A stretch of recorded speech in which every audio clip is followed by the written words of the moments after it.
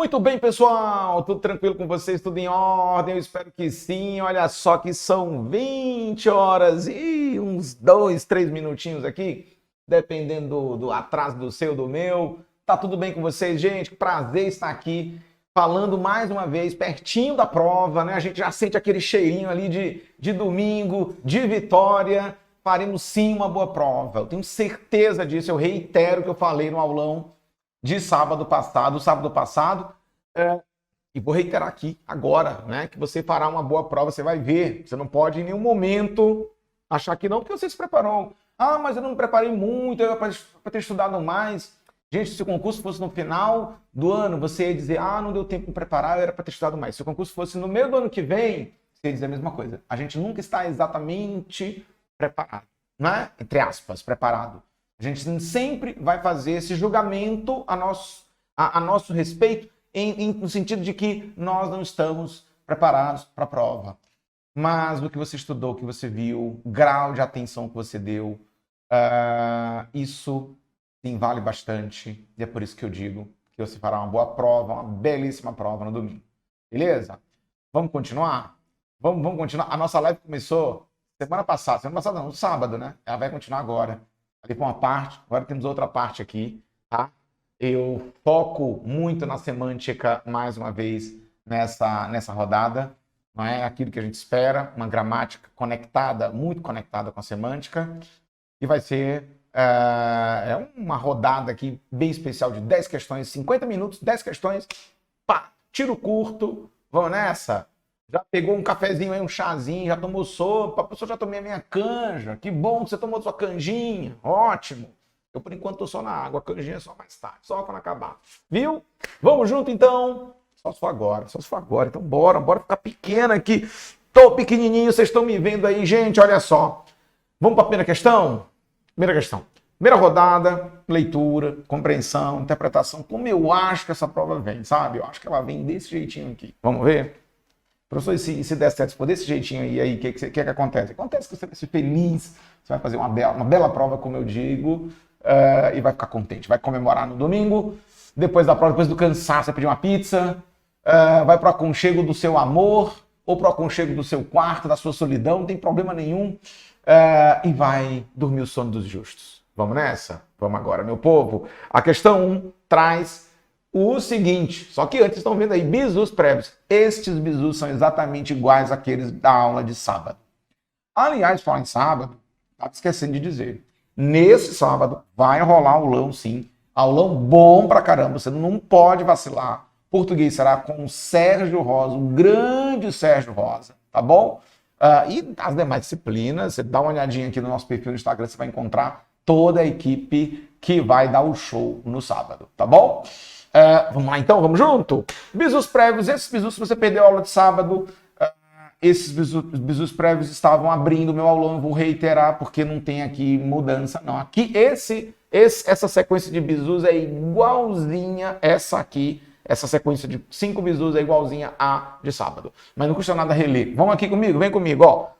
Lembre-se de que a interpretação de textos estará presente em todas as questões. Todas as questões. É uma questão de gramática. A interpretação de texto vai estar lá. Não se esquece disso. 2. Leia os enunciados e os itens com extrema atenção ao significado das palavras. Muita importância você tem que dar ao real significado das palavras. Não se esqueça de que a banca adora plantar bombinhas lá para você, tá bom? 3. Lembre-se de que a FGV faz constantemente jogos de palavras para que você se fique confuso. E esses jogos são feitos nos enunciados e nos itens. Portanto, mais atenção ainda. E penúltima dica, contextualize cada sentença lida na questão. Contextualizar é relacionar com a realidade, com o mundo, com as experiências de vida que você teve. Uma vez eu fiquei internado no hospital, isso é uma experiência de vida. Uma vez eu entrei num xadrez, professor, para fazer um trabalho de escola, isso aí é uma experiência de vida. Certa vez eu fui a um país muito gelado e eu vi a neve, etc. Isso aí é conhecimento de mundo, isso pode sim ajudar na hora da prova. Tudo isso vale, certo? Segue o baile comigo.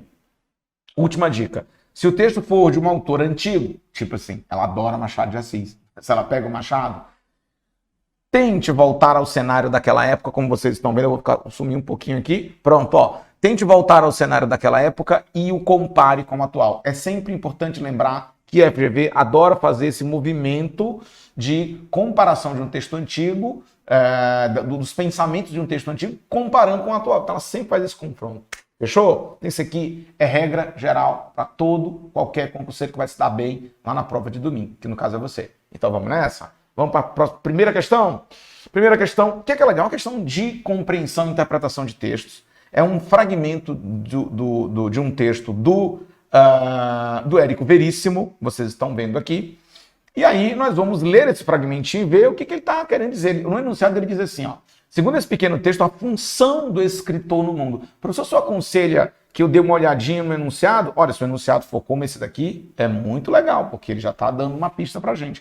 Qual é a função do escritor no mundo, meu povo? Volta comigo aqui. Ele diz o seguinte: desde que adulto comecei a escrever romances, tem me animado até hoje a ideia de que o menos que o escritor pode fazer numa época de atrocidades e injustiças como a nossa é acender a sua lâmpada, fazer luz sobre a realidade de seu mundo, evitando que sobre ele caia a escuridão propícia aos ladrões, aos assassinos e aos tiranos.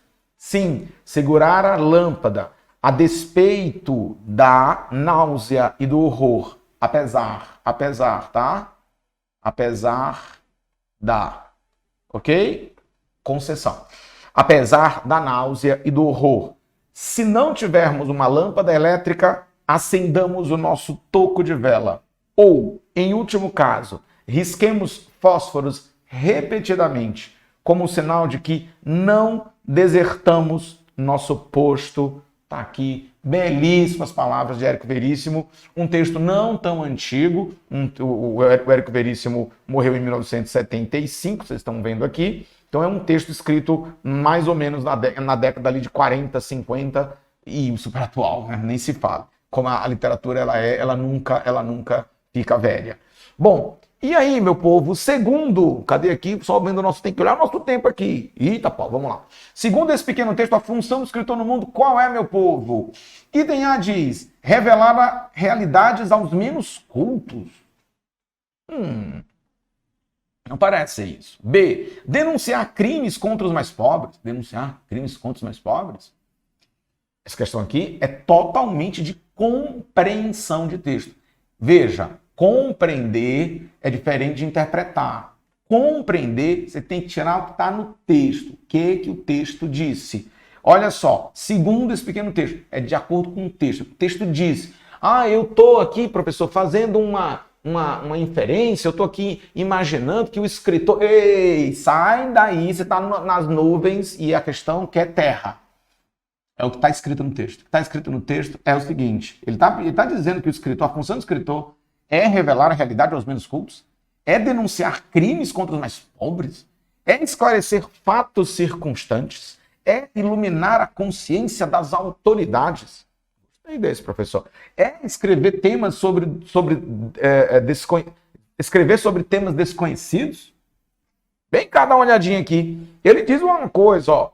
Numa época de atrocidades e injustiças, como a nossa, ó, a ideia de que o menos que o escritor pode fazer, o menos que ele pode fazer, o menos. Tá? Veja, ele diz o menos que o escritor pode fazer. Ou seja, é tarefa básica. É tarefa básica. É tarefa básica de qualquer escritor. É acender a sua lâmpada. Fazer luz sobre a realidade de seu mundo, evitando que caia sobre ela a escuridão propícia aos ladrões, aos assassinos e aos tiranos. Não, como você poderia pensar, não é iluminar a consciência das autoridades. Muitas vezes as autoridades são os tiranos. Muitas vezes as autoridades são os assassinos. Muitas vezes as autoridades são os ladrões. Não é? Então, não é iluminar a cabeça de autoridade, como você talvez pudesse pensar. É escrever sobre temas desconhecidos? Não. Esclarecer fatos circunstantes. É isso que ele está dizendo quando ele coloca bem aqui, meu povo. Ó, olha só. Sim, segurar a lâmpada apesar da náusea e do horror.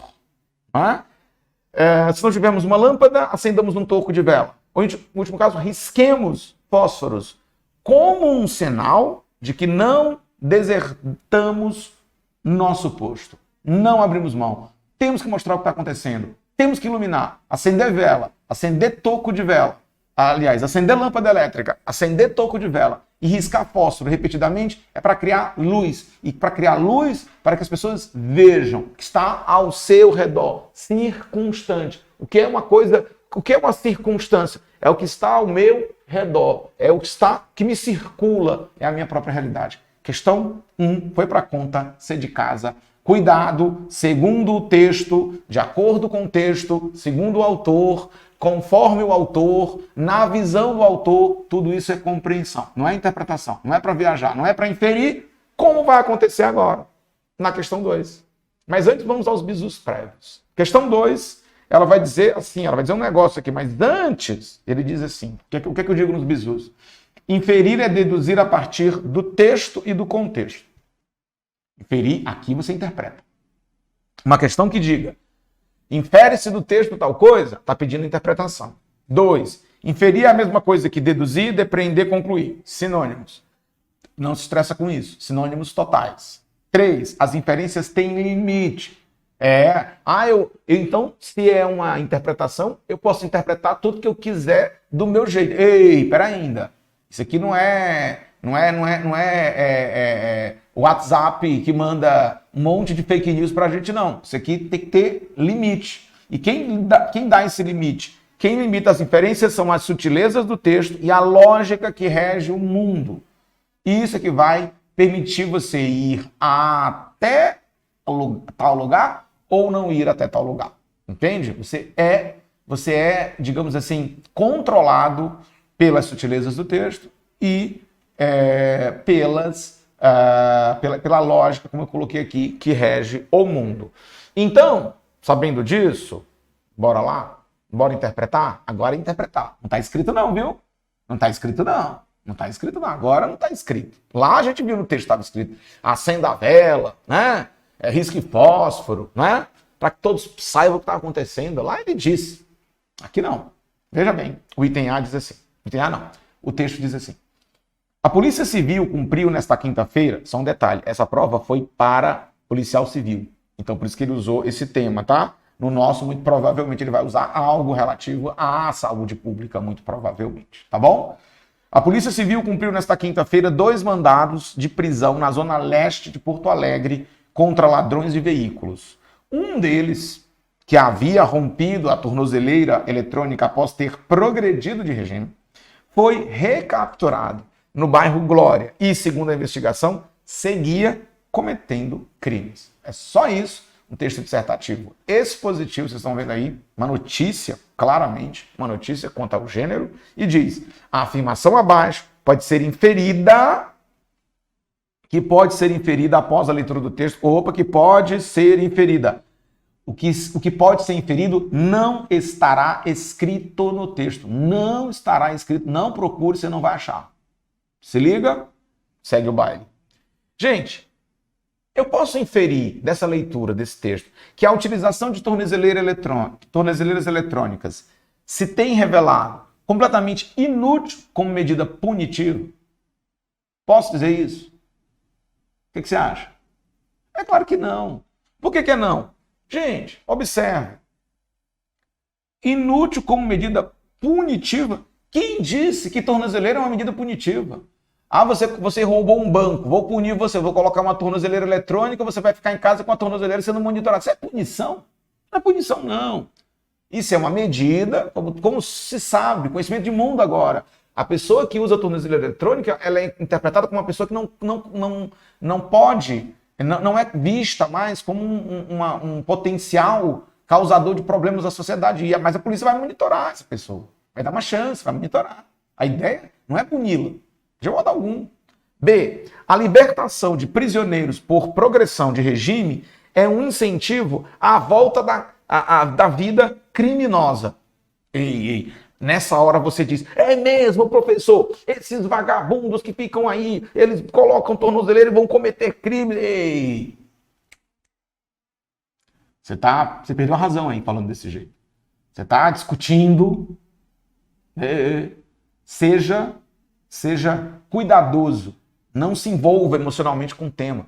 Não faça isso. Meu povo, quando ele diz, observa, quando ele diz assim, que a libertação de prisioneiros por progressão é um incentivo à volta à vida criminosa, incentivo? Vocês estão entendendo o peso dessa palavra?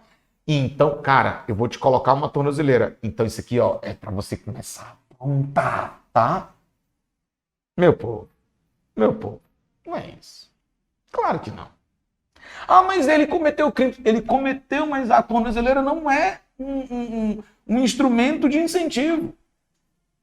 A banca está jogando com você. Ela está tentando te levar para o lado emocional. Se você foi, já é. Mas volte, pelo amor de Deus. Você diz, a lei não pode evitar a volta de ladrões de veículos à vida do crime, já que as tornozeleiras eletrônicas são rompidas. Então, pera ainda. Segundo esse item, só quem usa tornozeleira eletrônica é ladrão de veículo. E por isso que a lei não consegue dar conta desses ladrões, porque eles rompem as tornozeleiras eletrônicas. Meu povo, o texto fala que um deles foi recapturado no bairro Glória. Um deles. Ele não fala de todos os ladrões. E não dá para deduzir do texto que todos esses ladrões aqui já tinham sido presos anteriormente. Eles poderiam nunca ter sido presos, mas um desse grupo estivera preso já e rompera a tornozeleira eletrônica. Vocês entendem? Né? Show. D. Nem todos os criminosos que são libertados por progressão de regime voltam à vida do crime. E isso é algo deduzível. Mas, professor, o texto não disse isso. E quem diz que o texto vai dizer, Berenice, quando ele diz infere, não está escrito. Não, é uma dedução. Olha, poxa, esse cara rompeu uma tornozeleira eletrônica. Ele estava em regime de progressão. Esse cara estava roubando carros. Foi recapturado, graças a Deus. O que eu posso concluir? Toda pessoa que tem progressão de pena e que ganha liberdade com tornozeleira eletrônica comete crimes. Não, esse cara cometeu. Eu não posso pegar um exemplo e dizer que vai acontecer com todos. Agora, quando ele diz nem todos os criminosos que são libertados por progressão de regime voltam à vida do crime, dá para deduzir isso? Não, porque primeiro que ele falou que foi um deles. Ele fala, inclusive o texto, a sutileza do texto, traz, inclusive, aqui, como se fosse uma exceção. Ele diz, um deles que havia rompido a tornozeleira eletrônica após progressão de regime, foi recapturado. Né? Até o tom do texto é de jogar um olhar especial a esse ladrão. Não é? O item diz, os criminosos que continuam sua vida criminosa, mesmo após soltura, são recapturados. Olha, um deles foi recapturado. Não dá para deduzir. Conhecimento de mundo, todos os que fogem da cadeia são recapturados? Não, né? Ele generalizou aqui e não está legal essa generalização. Item verdadeiro D, sim, nem todos os criminosos que são libertados por progressão voltam à vida do crime. Você usa o conhecimento de mundo, você usa a lógica, você usa a sutileza do texto. Item D, dificílima essa questão. Dificílima, mas eu tinha que trazer essa questão para vocês. Tá bom? Vamos seguir? Vamos para a próxima? Vamos para a próxima. Bizus prévios para a próxima questão. Use o seu conhecimento de mundo. A FGV sempre quer isso. 2. Evite seus preconceitos ao julgar uma questão. Fundamental. Eu não gosto disso, eu não gosto daquilo, eu não gosto de não sei o quê, eu odeio tal perfil humano. Não quero seus preconceitos lá. Todos nós temos. O professor não tem um preconceito? Todos nós temos. Fica tranquila, fica tranquilo. Isso aí não é uma acusação, não é julgamento moral, é uma constatação. Todos nós temos. Eu tenho os meus preconceitos também. Enfim. Ler é permitir-se. Permita-se a leitura de um texto. Segue o baile comigo. A terceira questão diz o seguinte. Um grande filósofo afirmou. Disse, nem todo problema que se tem com a namorada se deve necessariamente ao modo capitalista de produção. Professor, eu tenho uma inclinação à esquerda e eu me emocionei muito com essa frase. Pois então trate de se desemocionar. Essa palavra nem existe. Criei agora. Trate de se desemocionar. Não quero você emocionada, emocionado. De modo algum. Eu quero você frio.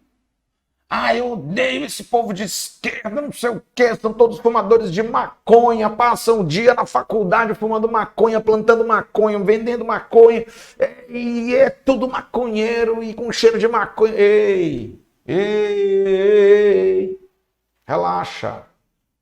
Você não está lá para fazer julgamento moral, julgamento político, julgamento religioso. Você não está lá para isso. Você está lá para passar, acertar a questão. Se liga. Nem todo problema que se tem com a namorada se deve necessariamente ao modo capitalista de produção. Esse modo capitalista de produção lembra Karl Marx, claro. Né? E veja que ele tá jogando esse modo capitalista de produção para... Ele tá dando o que se chama na linguagem popular, tá dando uma rasgada. Ele tá rasgando. Rasgando. Sabe? Dando uma rasgada daquelas. Com essa frase, o autor pretende criticar. Veja, só para fazer um experimento com você. Se ele diz, com essa frase, o autor pretende, era um outro modo de ver a questão. Se ele tivesse dito, o autor pretende ironizar, o autor pretende questionar, o autor pretende desestabilizar. Veja, cada verbo que eu fosse colocando aqui era uma postura diferente. E quando ele diz pretende, ele está querendo que você realize uma inferência. Ok? Você tem que inferir. Usar o seu conhecimento de mundo, obviamente, e não vacilar. Meu povo, ele está pretendendo criticar o sistema capitalista. Ele está pretendendo criticar. Gostei do item A, só é mesmo, é o capitalismo. Tá... A mistura indevida de dois planos diferentes. Que dois planos são esses? O amor e o capital. São os dois planos. Ele está criticando os dois planos? C. O envolvimento pessoal na argumentação. Quando ele fala o problema da namorada. Ele está criticando a visão sentimental da economia. Visão sentimental da economia. Não, não há uma visão sentimental aqui. Esse item aqui, ó. Doidão. Cheirou tudo. Item é a indicação de uma só causa para todos os fatos. E é exatamente isso. É isso que ele está criticando. Ele usou esse sistema, modo capitalista de produção, para dar uma rasgada, ou seja, para dar uma exagerada. Entendeu? Ou seja, há problemas que nós temos com a namorada, com o filho, com o trabalho, etc., com o mundo, e que a culpa não é do sistema capitalista. Sim, o sistema capitalista ele organiza muita coisa. Ele é o trabalho, é o dinheiro, é o lazer. Né? Para tomar um sorvete você precisa de dinheiro. Você precisa trabalhar, você precisa vender sua força de trabalho, papapá, tudo isso. Sim, isso é verdade. Mas nem tudo é por conta disso. Há problemas que nós temos conosco, com os nossos parceiros, companheiras, amigos, familiares, escambau, que são nossos. É isso que ele está criticando. A indicação de uma só causa para todos os fatos. Pessoas que jogam, que criticam, que indicam que tudo ocorre na sua vida por conta de uma situação, precisa de terapia, viu? Precisa de terapia aí, viu? A culpa é do fulano, a culpa é do mundo, a culpa é do PT, a culpa é... Peraí ainda, terapia, uns dias na praia, etc. Questão 3 foi pra conta, bora pra próxima, meu povo. Bisus, professor, era bom que fosse mais a gente pudesse ter mais tempo, temos 50 minutos, mas vai dar para comentar tudo. Vamos para a próxima? Você entendeu, né? Próxima questão, meu povo. A quarta questão, ela traz aqui bisus prévios. Ih, rapaz, ó. Deixa eu ver, nessa questão que a gente vai resolver, nessa questão especial, ela não está, observe bem, ela não vai usar esses nomes aqui, ela não vai usar. Eu estou trazendo os nomes para você se familiarizar. É uma aposta minha. Vai que, né? Vai que. Ele pode colocar? Pode. Ela pode usar esses nomes aqui. Homônimos, parônimos, hipônimos, hiperônimos, holônimos e merônimos. Pode tranquilamente. E o que diabo é isso? Vem cá comigo, vamos junto? Só se for agora, né? Bom, homo, igual. Paro, parecido. Então, os homônimos, os homônimos podem ser homógrafos ou os homônimos podem ser homófonos. Ou seja, eles podem ter a mesma grafia, tipo aqui, ó, sede, que tem a mesma grafia, tá vendo aqui, ó? Mas não tem o mesmo som, porque eu falo sede, a sede do curso MS está em tal avenida. A sede. Estou com muita sede. É a mesma grafia, mas o som é diferente. Elas são homógrafas. Homógrafas. Mesma grafia apenas. Já as palavras homófonas, elas têm o mesmo som. Por exemplo, sessão, sessão e sessão. Né? A sessão do cinema, a reunião, né? O evento. A sessão com C cedilha é o departamento e a sessão do ato de ceder. 3 sentidos diferentes, mas o som é o mesmo. Então são homônimas, homófonas. Ok? Show. Despensa e dispensa são parecidas. São parecidas. Não são exatamente iguais, né? Nem na grafia, nem na pronúncia. Mas se parece. Detalhe. Professor, é possível ter uma palavra homógrafa e homófona? É possível? Por exemplo, a palavra vela. Vela e vela. A vela do barco, a vela de acender, a vela que liga o motor do carro. E a vela do verbo velar. Verbo velar, né? 4 sentidos diferentes, grafias iguais, sons iguais. Homônimos, homógrafos, tá certo? E homófonos ao mesmo tempo. Hipônimo e hiperônimo. Hipo, pequeno. Hiper, grande. É como se o hipo fosse a espécie. Ok? E o hiper, o gênero. O grandão. Ok? Tranquilo? Então a gente tem o grandão e o pequenininho. O grandão, hiperônimo. E o hipo, o pequenininho. Então quando eu digo assim, ó, manga é um hipônimo de fruta. Sim, manga é um hipônimo de fruta. Porque manga é desse tamanho aqui e fruta é bem grandão. Fruta é manga, caju, né? Aí uma série de frutas, né? Pitanga, acerola, tamarindo e assim por diante. Agora, instrumento é um hiperônimo de bisturi. Porque bisturi é um instrumento. Né? Um estetoscópio é um instrumento. Uma pinça é um instrumento. E assim por diante.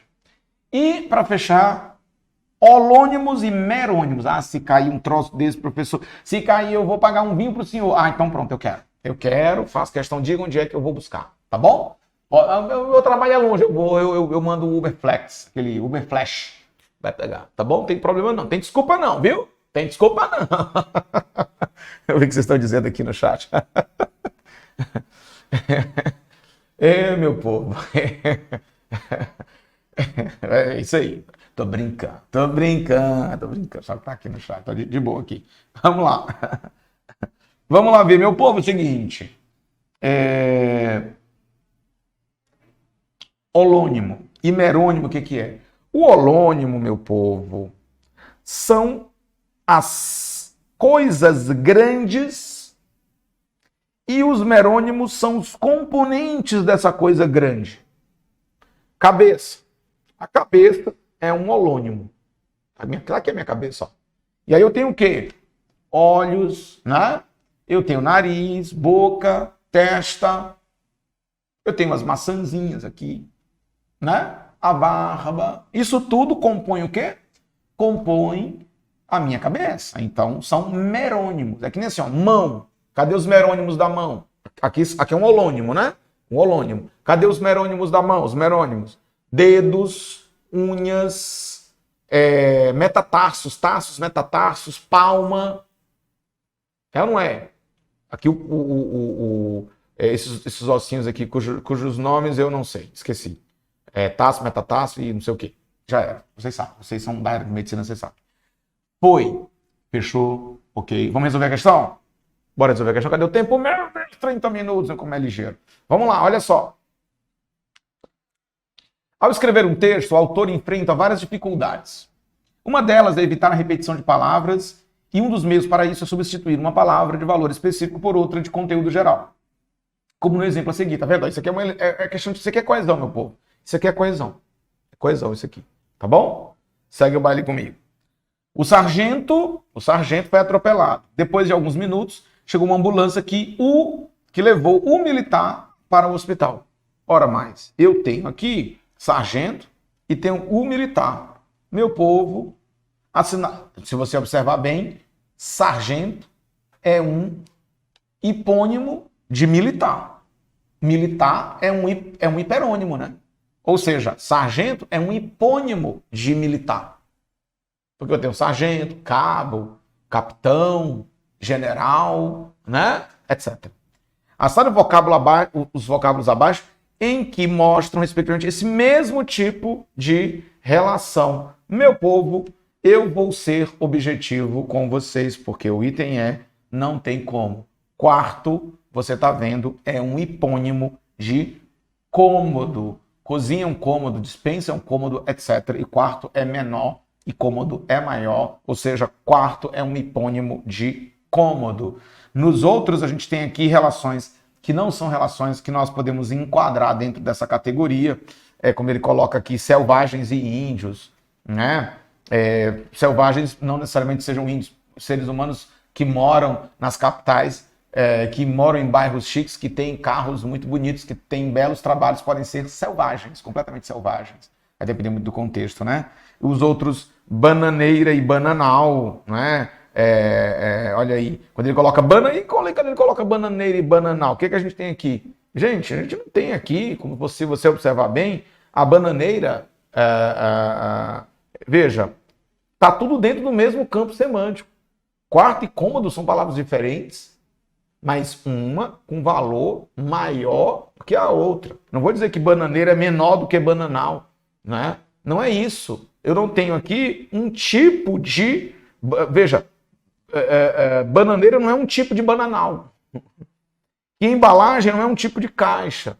Que músico não é um tipo de sambista. Eu não posso dizer que selvagem é um tipo de índio. Não é isso. Não é exatamente, não é isso. Agora, quarto é um tipo de cômodo. Assim como sargento é um tipo de militar. Fechou? Agora fechou, né? Fechou. Próxima questão, agora vamos para a quinta, meu povo, metade do nosso aulão, metade da nossa live de pré-prova. Vamos junto, bisos prévios. Vamos lá. Lembre-se de que as palavras são polissêmicas. O que diabo é isso? Poli. Muitas. Semia, sentido. Todas as palavras são polissêmicas. Tudo que você diz. Por exemplo, água. A palavra água ela é polissêmica. Porque quando você diz assim, professor, o senhor está com sede? Estou. Beba água. Vou beber. Ok. Mas, em algum momento, eu digo assim, desta água nunca beberei. Isso não tem nada a ver com água. Não é não? Ele mudou da água para o vinho. Isso não tem nada a ver com essa água aqui. Tem nada a ver. Desta água nunca beberei. Água não tem nada a ver com água. Ele mudou da água para o vinho. Nada a ver. Não é? Nada a ver. Não é isso? E aí, se a gente pudesse pensar que outros... dá para pensar muitos contextos. Então, todas as palavras são dotadas de variedade de sentidos. Tudo você imaginar. Álcool. Álcool, pode ser bebida, pode ser combustível. As pessoas falam etanol, né? Álcool, né? Coloquei gasolina e álcool. Etanol mesmo. As pessoas falam ainda álcool, etc. Ok. Avalie todas as possibilidades de sentido. Ok? Avaliar todas as possibilidades de sentido. Muito importante você levar em conta isso. É uma questão que trata de ambiguidade, meu povo. Você mata uma questão de ambiguidade, lembrando muito isso. As palavras são polissêmicas. Todas as palavras são polissêmicas. Todas. Entendeu? Mão é polissêmica? Mão. Até que a mão. Mas eu digo, olha, você me dá uma mão? Não é que eu vou arrancar minha mão e dar para você. Você já entendeu que é outra história. Me dá uma mão, não tem nada a ver com mão. E é tudo menos dar a mão, porque ninguém dá a mão ao outro, literalmente, né? Corta e tá aqui, é sua. Ninguém faz isso, óbvio. Onde é que a gente tem ambiguidade, meu povo? Item A, ninguém mais os encontrou de novo. Aí você tem que olhar cada palavra. Ninguém mais, polissemia, os encontrou de novo. Professor, eu acho que é o item A, porque eu não sei quem é esse os. Esse os aqui é ambíguo. Não, gente, esse os não é ambíguo. Esse os é desconhecido enquanto referente. Eu não sei quem é esse os. Isso não é ambiguidade. A ambiguidade é duplo sentido. É quando a palavra se mostra polissêmica. B, o cargo de oficial de justiça é importante. Esse cargo aqui, será que ele pode significar outra coisa? Pensa aí. A nomeação do ministro foi surpreendente. Será que essa nomeação pode ser outra coisa? Será que esse ministro é outra coisa que... Será que é o ministro mesmo? Tudo foi organizado para o julgamento. Foi organizado. Será que eu estou vendo uma ambiguidade aqui? Pensa aí no julgamento. Pensa aí no organizado. As folhas... Folha é uma palavra que pode ser ambígua, professor. As folhas do caderno despencaram. Pensei em despencaram. O que significaria esse despencaram? Meu povo. Deixa eu contar para vocês. Já sacaram aí já? Sim ou não? O que vocês acham? O que vocês acham?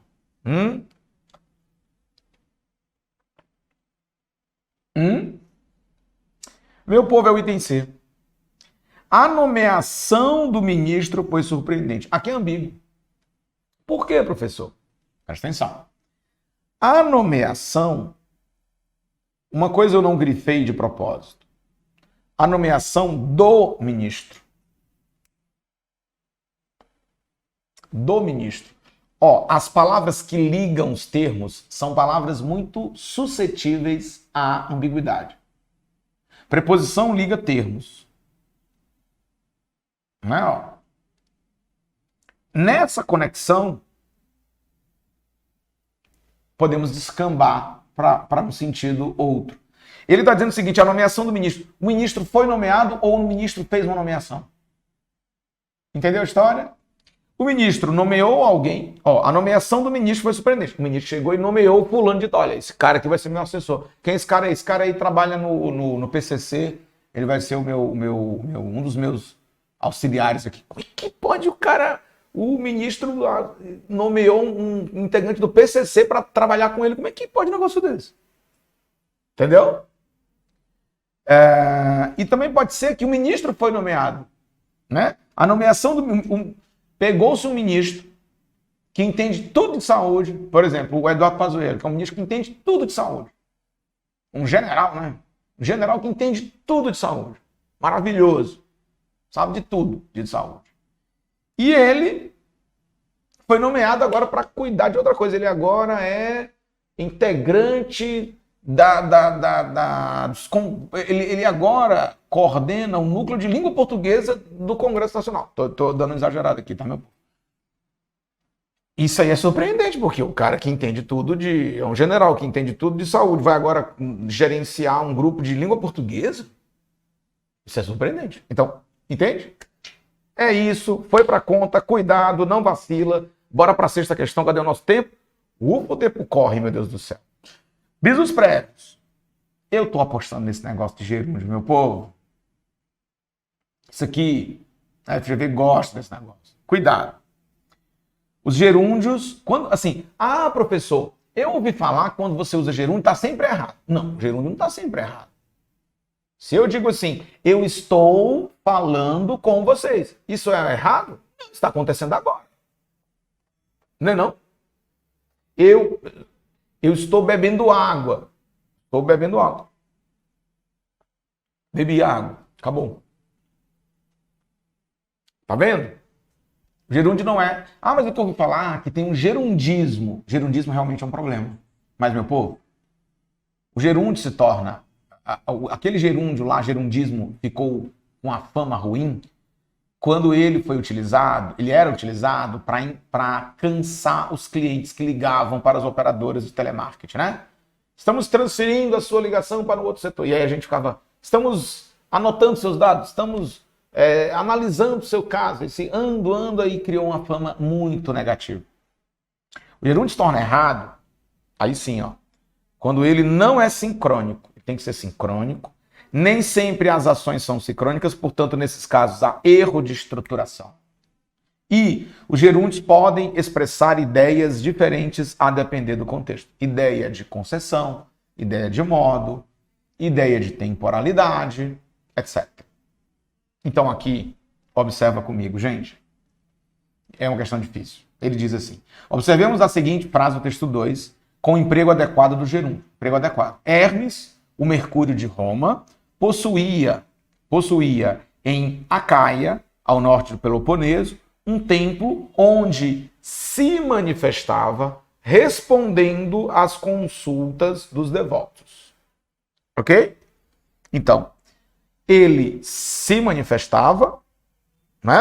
Hermes se manifestava. Cadê aqui?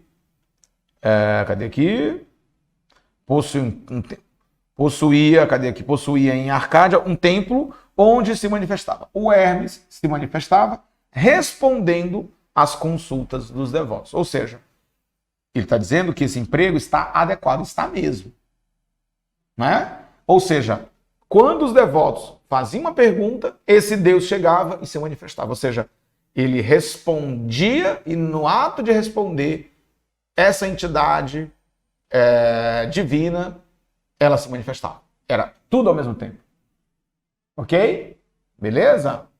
É que nem ele falava piscando os olhos. Eu posso falar e piscar os olhos ao mesmo tempo? Posso. Eu posso piscar o olho até assim, piscar só um olho. Ele falava piscando o olho. Vocês estão entendendo? Ó, às vezes a gente faz assim, né? O professor às vezes faz isso. Vocês percebem isso aqui? Então eu estou falando e piscando o olho. Então é ao mesmo tempo. Há ações que não podem ser ao mesmo tempo. Porque ela precisa ter uma, precisa ter outra. Então, ele diz, o correto emprego do gerúndio mostra que ele deve ser usado na indicação de ações cronologicamente simultâneas com as ações da oração anterior. A frase abaixo em que o correto emprego do gerúndio vamos então às nossas opções aqui da questão 6, que diz o seguinte. O consulente é aquele que faz consulta. O consulente entrou no templo, ocupando o primeiro banco. Meu povo,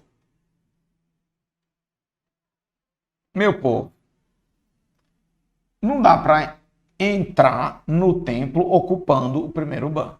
Até porque o primeiro banco é longe, ele entrou e só depois ele foi ocupar o primeiro banco. Não dá para ele... No momento que ele está entrando, ele está sentando. Não dá. Não dá. É impossível. Primeiro ele tem que pegar os pezinhos dele, andar até o lugar, escolher e se sentar. Não é sincrônico, não é ao mesmo tempo. Os consulentes abandonaram o templo, perdendo-se de vista. Os consulentes abandonaram o templo, perdendo-se de vista. Olha, para que eu perca alguém de vista, demora, viu? Que a pessoa sai, anda. Rapaz, putz, tá longe pra cacete. Entende? Então tem que tá. Demora, meu povo. Não é ao mesmo tempo.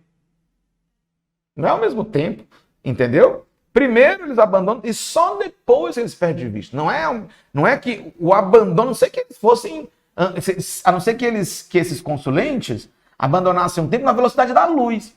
Aí sim, aí realmente dava. Era ao mesmo tempo, mas não é assim. C. Os sacerdotes discutiam a sentença comendo no átrio. Átrio é uma espécie de sala chique.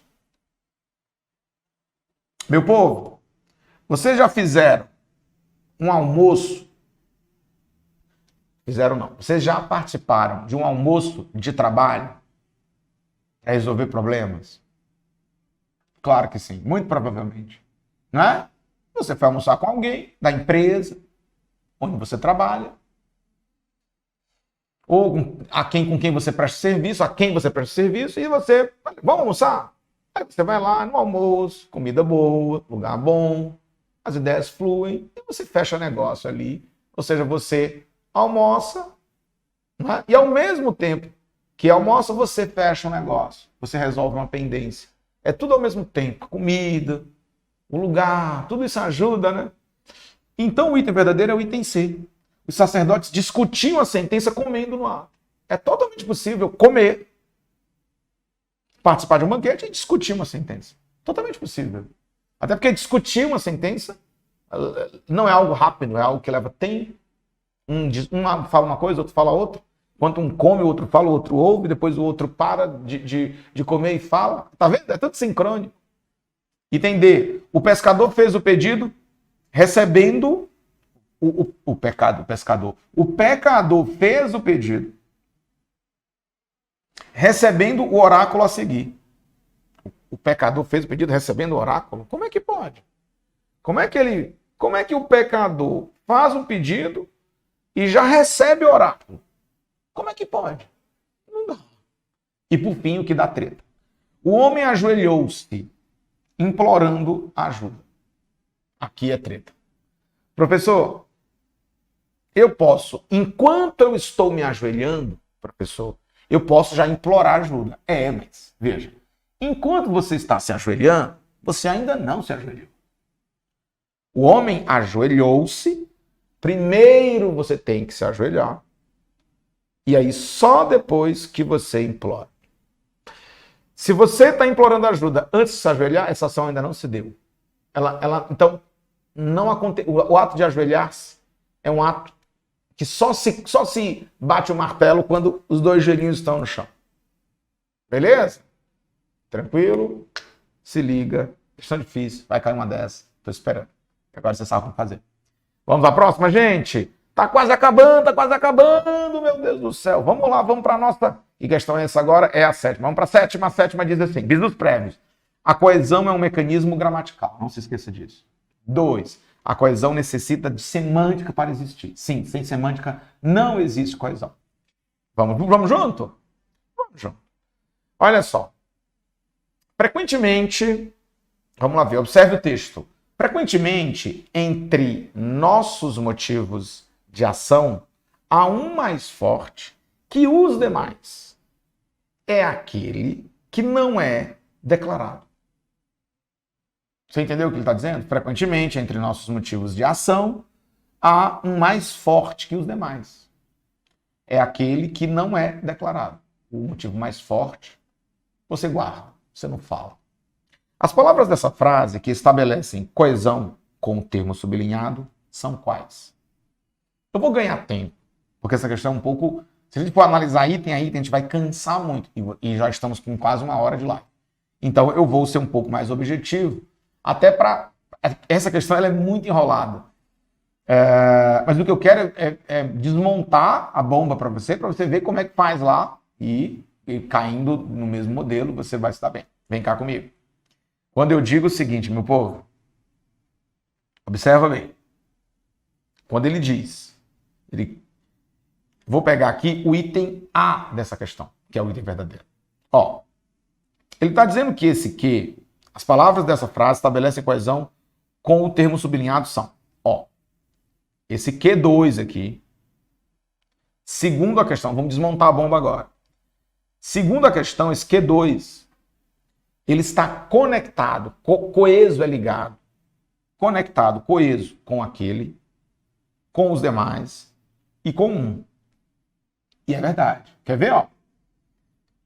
Veja a palavra um. Esse um aqui retoma motivos. Ó, frequentemente, entre nossos motivos de ação, há um motivo, né?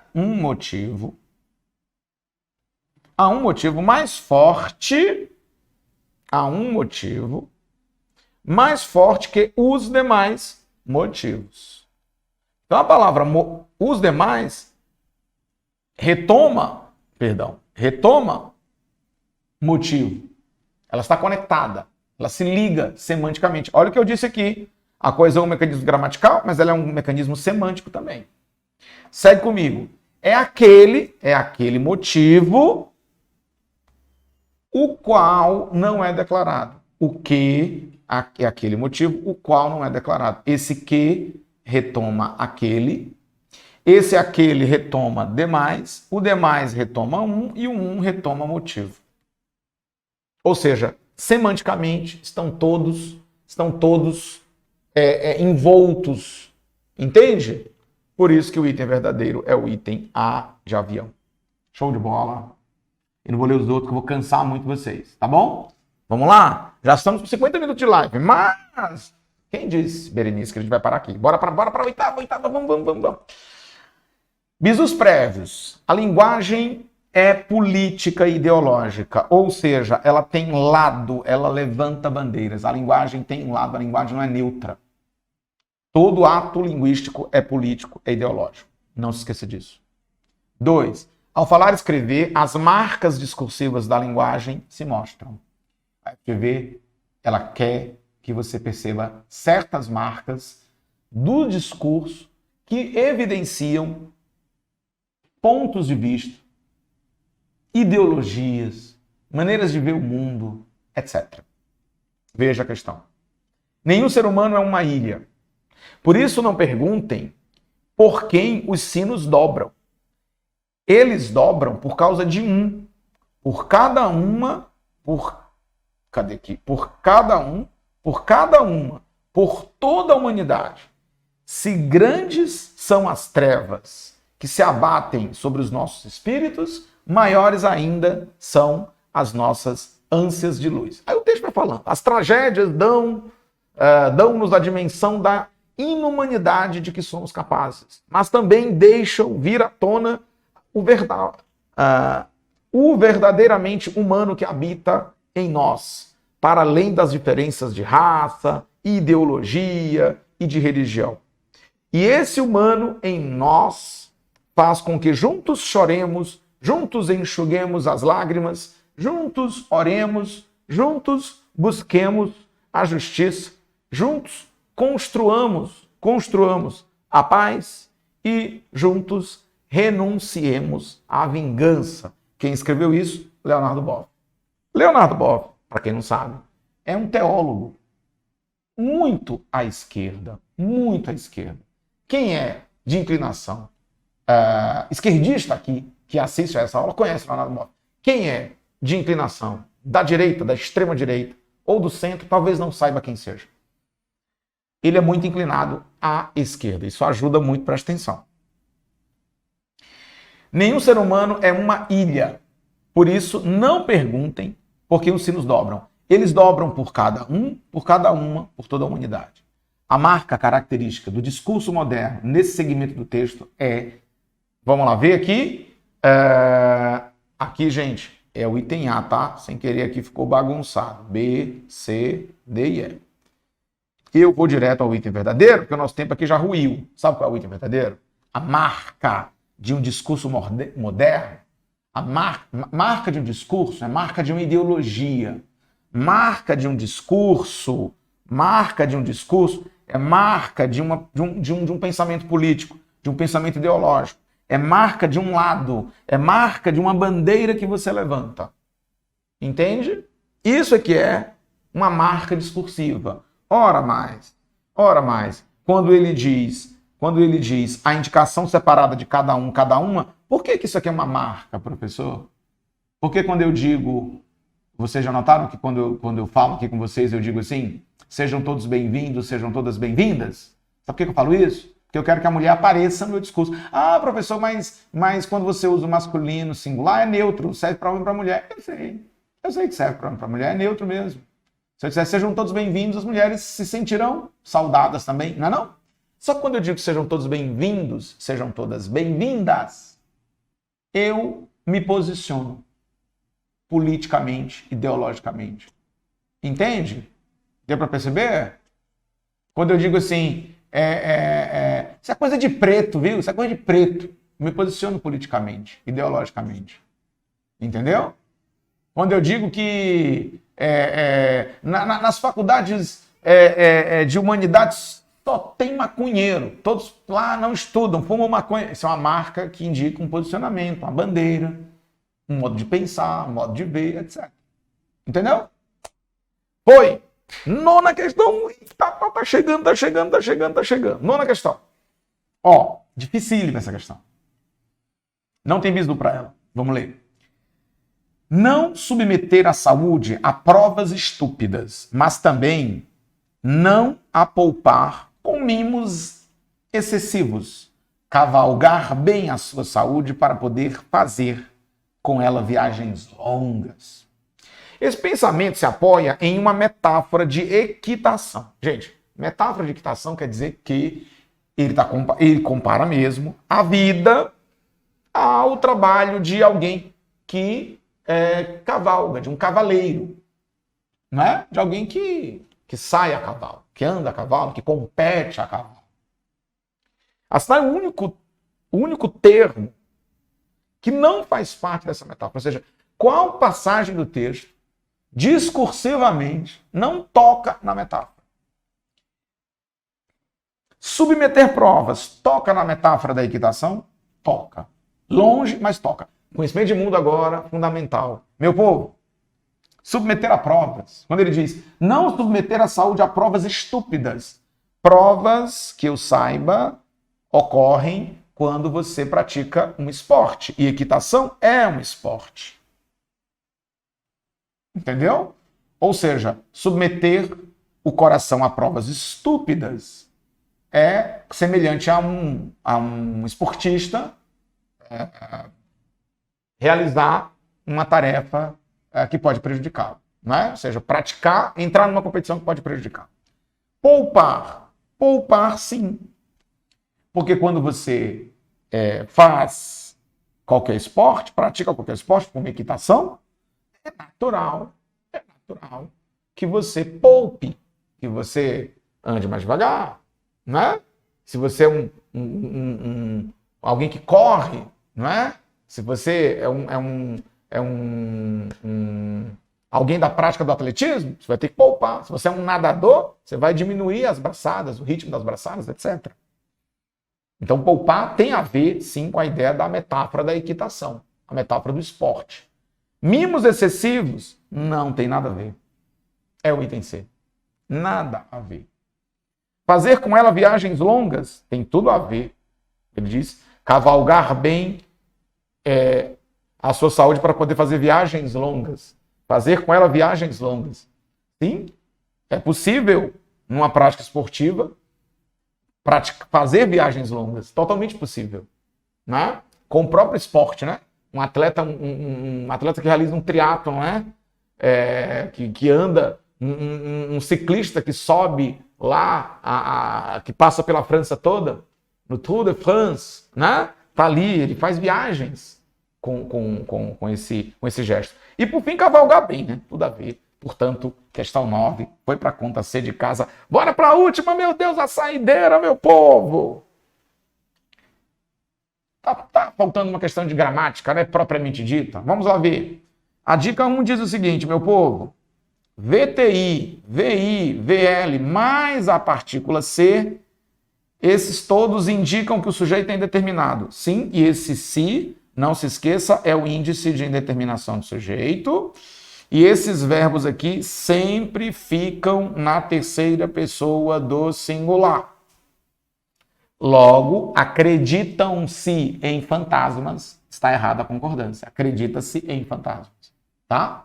Porque o sujeito é indeterminado, eu não sei quem é que acredita em fantasmas. 2.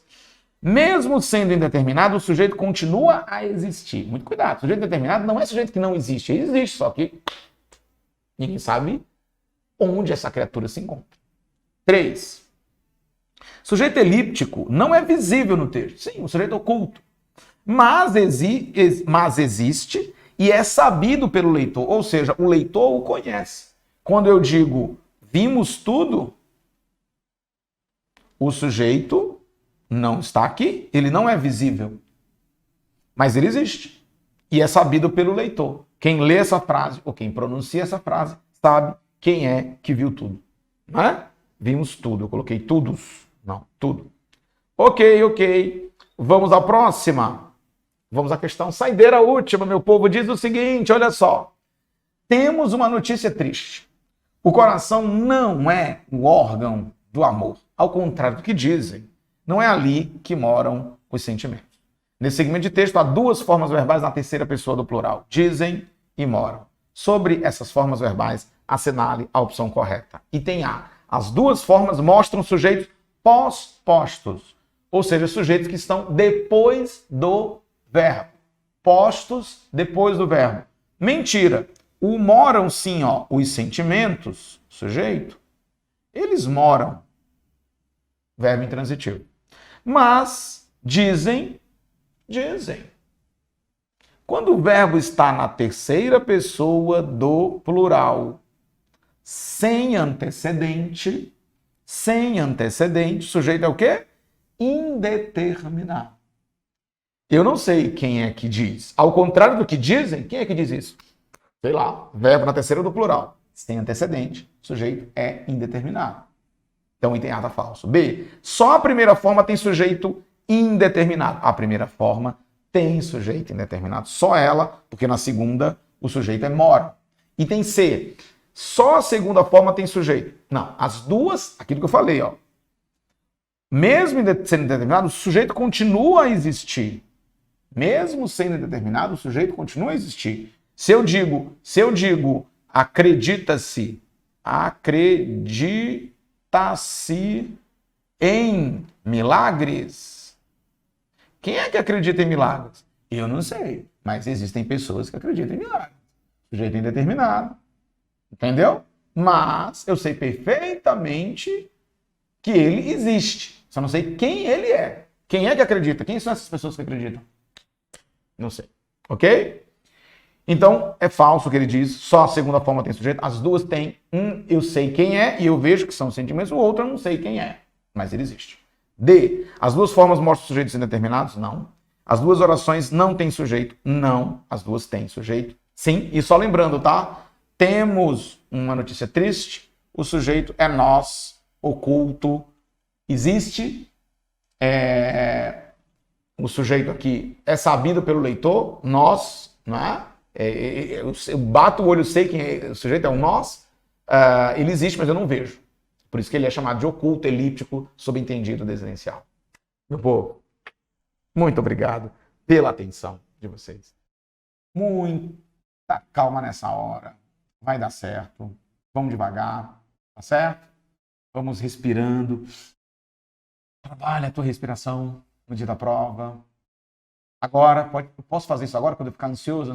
Sim, trabalha a respiração. Vai devagarinho.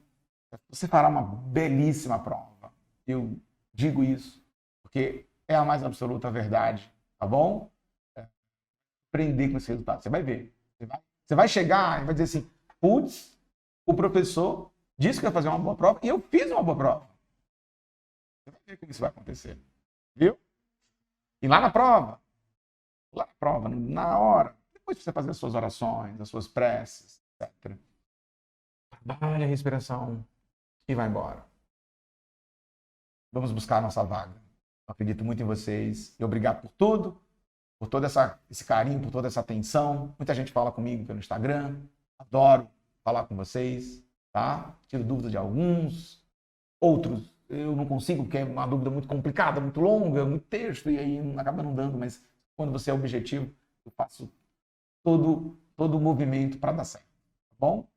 E é isso, gente. Não se esqueça, nosso aulão de sábado, aqui no CMS, professor Sérgio Rosa e companhia, tá bom? Beijo no coração para todo mundo. Tchau, gente. Boa noite. Hora da sopa. Eu vou para casa que eu tô doido para tomar minha sopa. Tchau, gente. Fui.